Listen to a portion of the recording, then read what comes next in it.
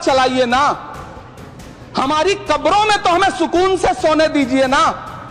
जिल्ले इलाही, जमहूरियत जो है वो नफरत और ठसक से नहीं चलती है, अकड़ से नहीं चलती है, उसमें सबकी हिस्सेदारी जरूरी है। नीतीश कुमार जी हो, चंद्रबाबू नायडू जी हो, चिराग पासवान जी हो, जयंत चौधरी जी हो, देवे गौड़ा जी हो, जीतन राम मांझी जी हो, सबको समझना पड़ेगा कि जब जंगल में आग लगती है तो न वो बरगद बचते हैं जो हवा को आंधी में तब्दील करते हैं, न वो बांस बचते हैं जो आपसी रगड़ से चिंगारी पैदा करते हैं। ये सरकार रात के 3 बजे तक पूरे देश को जगा करके संसद में अपने ही नागरिकों को नीचा दिखाने के लिए वक्फ बिल ला रही थी, तो उधर रात के 1:30 बजे अमेरिका हम पर 26% टैरिफ लगा रहा था। कि चिरागों के सफर में दबदबा हो आंधियों का, तो फिर अंजाम जुल्मत के सिवा कुछ भी नहीं होगा। ये दुनिया नफरतों के आखिरी स्टेज पर है, इलाज इसका मोहब्बत के सिवा कुछ भी नहीं होगा। धन्यवाद सभापति महोदय। हम ही को कातिल कहेगी दुनिया, हमारा ही कत्लेआम होगा। हम ही कुएं खोदते फिरेंगे, हम ही पे पानी हराम होगा। सभापति महोदय, सन 1947 में दिल्ली की जामा मस्जिद की तारीखी सीढ़ियों पर खड़े होकर के भारत रत्न मौलाना अबुल कलाम आजाद साहब ने कहा था कि मुसलमानों कहां जा रहे हो, यह है तुम्हारा मुल्क, यहां तुम्हारे आबाओ अजदाद की कब्रें हैं। उस वक्त मौलाना आजाद की ये सदाएं सुन करके लोगों ने अपने सरों की गठरियां उतार करके रख दी थी। आज उसी दिल्ली में मौजूद देश की संसद में एक बिल आया है जो हमसे उसी जामा मस्जिद की सीढ़ियों के सबूत मांगेगा, जो उन्हीं सीढ़ियों के पास अपनी कब्र में सोए हुए मौलाना आजाद को फिर से कब्र से सदा देनी पड़ेगी कि ये जो कब्र है वो मेरी कब्र है, ये किसी सरकार की जागीर नहीं है। सभापति महोदय, मैं जहां खड़ा हूं इसी संसद भवन के सामने सड़क के उस पार अपनी कब्र में सोए हुए भारत के पूर्व राष्ट्रपति फखरुद्दीन अली अहमद की कब्र है। शायद अब उस कब्र से भी सदाएं आए कि ये कब्र मेरी कब्र है, ये सरकार की जागीर नहीं है। सभापति महोदय, मैं वक्फ कानूनों में किए जा रहे संविधान विरोधी बदलावों के खिलाफ बोलने के लिए खड़ा हुआ हूं। संविधान का आर्टिकल 14 हो, 29 हो, 30 हो, चीख चीख कर कहता है कि देश में सब बराबर के हकदार हैं। आर्टिकल 26 कहता है कि सबको अपने अपने मजहबी कामों के लिए मंदिर, मस्जिद, गिरजाघर, गुरुद्वारों का निर्माण करने का हक है और उसका रखरखाव का भी हक है। लेकिन डॉक्टर बाबा साहब अंबेडकर के संविधान को हर दिन कुचलने वाली ये सरकार देश के मुसलमानों से नफरत में इतनी अंधी हो गई है कि खुलेआम देश की संसद में देश सरकार के माइनॉरिटी मिनिस्टर साहब और होम मिनिस्टर साहब झूठ बोलते हैं और देश को गुमराह करते हैं, झूठ शब्द असत्य बोलते हैं। सरकार ने इस बिल का नाम उम्मीद रखा है। मंत्री जी कल से इसे देश के मुसलमानों के लिए नई उम्मीद बता रहे हैं। नहीं मंत्री जी, न तो यह बिल मुसलमानों के लिए नई उम्मीद है और न ही उम्मीद की नई किरण। सभापति महोदय, भाजपा ने पूरे देश में वक्फ के नाम पर कई सारे झूठ फैलाए हैं। आइए आज उनकी सच्चाई पर बात करते हैं। वक्फ ट्रिब्यूनल को ऐसे बताया जाता है जैसे वक्फ ट्रिब्यूनल कोई मजहबी खाप पंचायत हो। सभापति महोदय, जबकि सच्चाई यह है कि वक्फ ट्रिब्यूनल भी तो सरकारी न्यायिक विभाग है जिसमें सरकार द्वारा नियुक्त जज होते हैं, जिसमें प्रशासनिक अधिकारी होते हैं, कहीं ऊपर से थोड़ी आ गए। सभापति महोदय, देश के गृह मंत्री जी ने इसी सदन में कहा कि वक्फ ट्रिब्यूनल के फैसले के खिलाफ कोई कोर्ट नहीं जा सकता, जबकि सच यह है कि वक्फ एक्ट 1995 की धारा 83(9) के तहत हाई कोर्ट वक्फ ट्रिब्यूनल के फैसले की न सिर्फ समीक्षा कर सकता है बल्कि उसे बदल भी सकता है। सच तो यह है कि वक्फ बोर्ड खुद अपनी जमीनों के लिए कई सारी कोर्ट में मुकदमे लड़ रहा है। सभापति महोदय, दिल्ली की जिन 123 संपत्तियों को लेकर कल माइनॉरिटी मिनिस्टर, होम मिनिस्टर साहब और अभी आदरणीय नेता सदन बात कर रहे थे, आइए उनकी सच्चाइयों पे भी बात करते हैं। 1911 में जब अंग्रेजी हुकूमत ने कोलकाता के बजाय दिल्ली को राजधानी बनाने का फैसला किया तो रायसीना हिल्स के चारों तरफ जो मुसलमानों की ढेर सारी जमीनें थी उनको एक्वायर किया गया और लुटियन को इसकी तामीर की जिम्मेदारी सौंपी गई। सेंट्रल विस्टा की तरह लुटियन जोन का मेगा प्लान तैयार हुआ, लेकिन उस वक्त के मुसलमानों ने उस वक्त की अंग्रेजी हुकूमत से अपनी इबादत गाहों को बचाने के लिए लड़ाई लड़ी। मामला ब्रिटिश गवर्नमेंट तक पहुंचा। तब यह तय हुआ कि वो जो धार्मिक स्थल हैं उन्हें जस का तस रहने दिया जाएगा। इंडिया गेट के बगल वाली मस्जिद हो, जाब्तागंज, सुनहरी बाग मस्जिद हो, पार्लियामेंट रोड वाली मस्जिद हो, ऐसी 123 संपत्तियों के मैनेजमेंट के लिए 1913 में मुसलमान वक्फ वैलिडेशन एक्ट बना और उसके बाद एक नया शहर बसाया गया जिसे लुटियंस जोन का नाम दिया गया। फिर 1943-45 के बीच एक और समझौता हुआ आजादी से पहले, उसके तहत काफी सारी वक्फ जायदादों को सुन्नी मजलिस औकाफ बनाकर उसके अंडर किया गया ताकि उसकी देखरेख की जा सके। गृह मंत्री जी 2 दिन से सदन में जो बात कह रहे हैं वो दरअसल 123 संपत्तियां उसी सुन्नी मजलिस औकाफ के तहत आती है। सभापति महोदय, आजाद भारत आजाद हुआ। आजादी के बाद भारत में 1954 में वक्फ एक्ट लागू हुआ, जिसकी धारा 9 के तहत 1964 में केंद्रीय वक्फ काउंसिल का गठन हुआ। दिल्ली की वही 123 प्रॉपर्टीज को 1970 में सर्वे गजट करके गजट नोटिफाई किया गया। इसके निपटारे के लिए पूर्व प्रधानमंत्री इंदिरा जी के द्वारा 1974 में एक बर्नी कमेटी बनाई गई।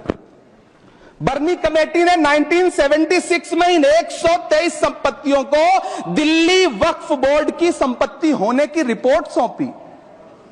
उस रिपोर्ट के आधार पर 1984 में कांग्रेस सरकार ने उन 123 प्रॉपर्टीज को दिल्ली वक्फ बोर्ड को सौंपने का फैसला किया, जिसके खिलाफ विश्व हिंदू परिषद कोर्ट गई। मामला 2011 तक पेंडिंग रहा। फिर 2011 में कोर्ट ने सरकार को आदेशित किया कि इसका निपटारा करो।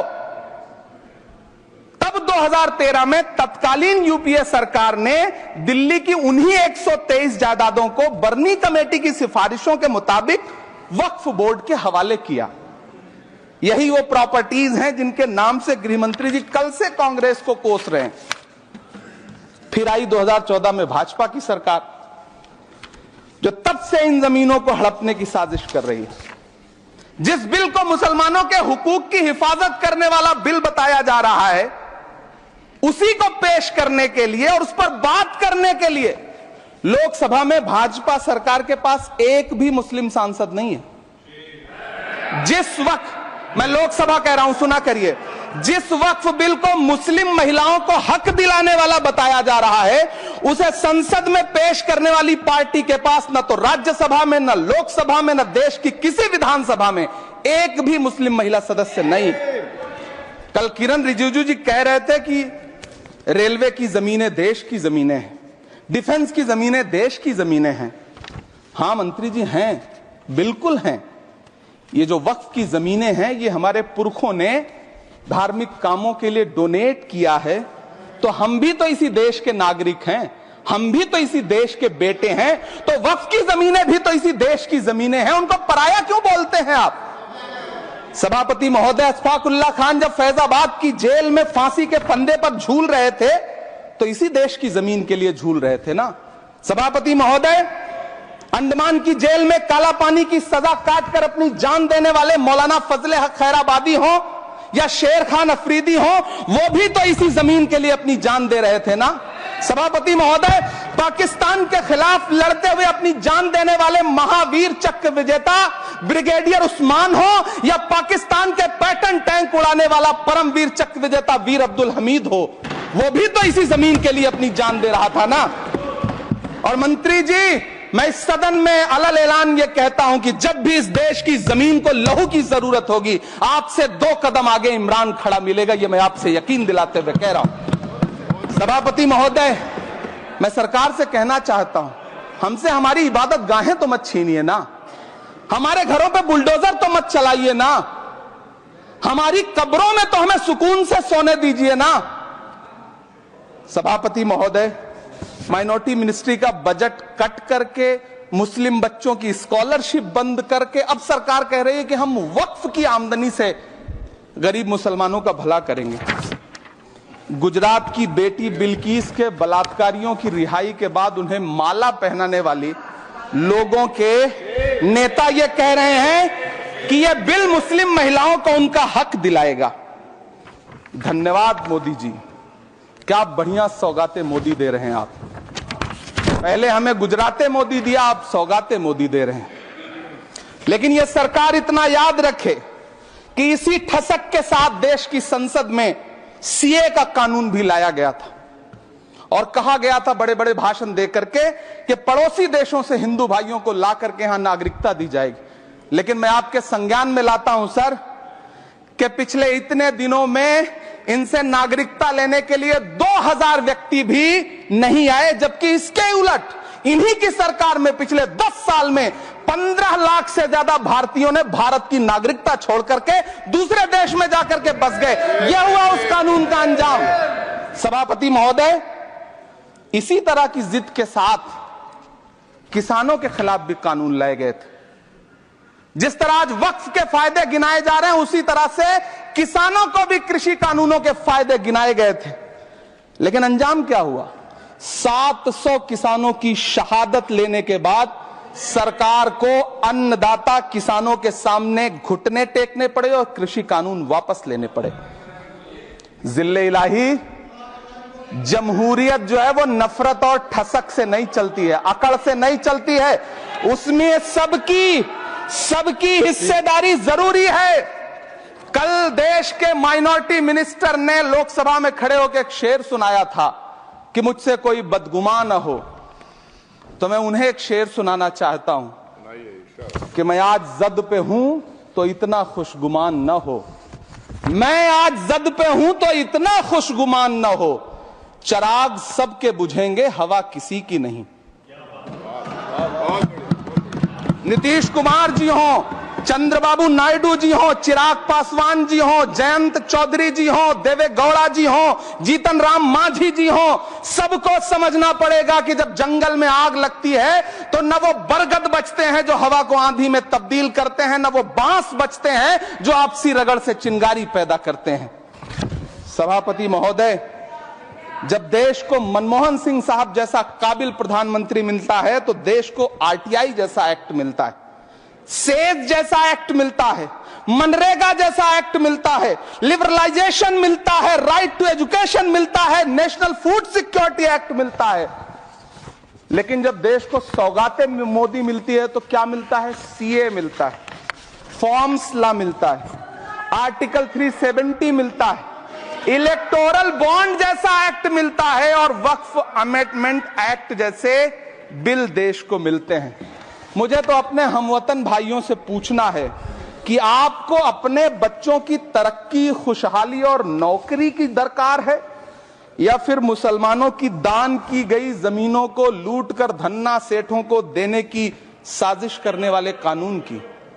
सभापति महोदय, यह सरकार रात के 3 बजे तक पूरे देश को जगा करके संसद में अपने ही नागरिकों को नीचा दिखाने के लिए वक्फ बिल ला रही थी, तो उधर रात के 1:30 बजे अमेरिका हम पर 26% टैरिफ लगा रहा था। सरकार की प्राथमिकताएं देश को पता।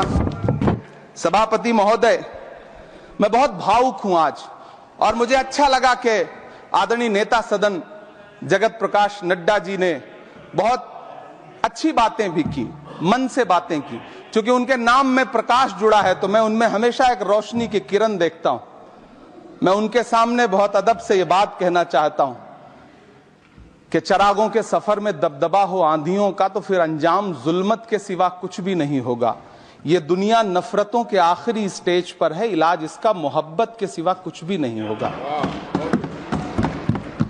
मैं भावुक हूं, मेरी पलकें गीली हैं। अगर देश की एक बहुत बड़ी आबादी को लगता है कि आप उसका भला करने के लिए नहीं बल्कि उनकी इबादत गाहों, उनकी कब्रिस्तानों, उनकी खानकाहों को बर्बाद करने का बिल ला रहे हैं, तो फिर आप अगर समझाने में नाकामयाब रहे हैं तो यह आपकी नाकामयाबी है। पहले समझाइए, उसके बाद कोई बिल लेकर के आइए, तब शायद हम आपका इतनी पुरजोर तरीके से विरोध ना करें। लेकिन सभापति महोदय, मैं अंत में सिर्फ इतना कहना चाहता हूं कि इस बिल में जो भी पॉइंट्स दिए गए हैं, बॉम्सी पोर्टल देख लीजिए, सरकार का झूठ आपको पकड़ में आ जाएगा। हम डरे नहीं हैं, हम सिर्फ सरकार से अपील कर रहे हैं कि हमें अपना समझिए, हम आपके अपने हैं, इस देश के नागरिक हैं और आप ताकत में हैं। संख्या बल के आधार पर बिल हो सकता है आप पास करा ले, लेकिन आपको यह बात समझनी पड़ेगी कि हम तो वो तारीख हैं, जहनों में रहना है जिसे, कागजी पुर्जे नहीं जो फाड़ डाले जाएंगे। जिस जमीन पर मैं खड़ा हूं यह मेरी पहचान है। आप आंधी हैं तो क्या मुझको उड़ा ले जाएंगे? आपको यह बात समझनी पड़ेगी। आपको अगर इतना विपक्ष की तरफ से पहले जेपीसी में इतने सारे पॉइंट्स आए और उसके बाद कल से लोकसभा में और राज्यसभा में सुझाव आप सुनने को तैयार नहीं है, लोगों की शंका को दूर करने के बारे में आप बिल्कुल सोच नहीं रहे, बस आप कह रहे हैं यह बिल उम्मीद की नई किरण है। नहीं साहब, इसे भले किरण जी लेके आए हैं, लेकिन ये उम्मीद की नहीं बल्कि नाउम्मीदी की किरण है। और इस देश की एक बहुत बड़ी आबादी इस बात से खदशे में है, शक में है कि आप सीधे उनकी जमीनों को लूट करके धन्ना सेठों को बेचना चाहते हैं। मेरी अब भी आपसे अपील है कि इस बिल को वापस लीजिए। यह बिल कहीं से आपके अपने नागरिकों के लिए अच्छा नहीं है। यह बिल सिर्फ इस देश के मुसलमानों को नीचा दिखाने का और अपने एक ऐसे मतदाता वर्ग को खुश करने का बिल है जिनको इस बिल के पास हो जाने से कुछ मिलेगा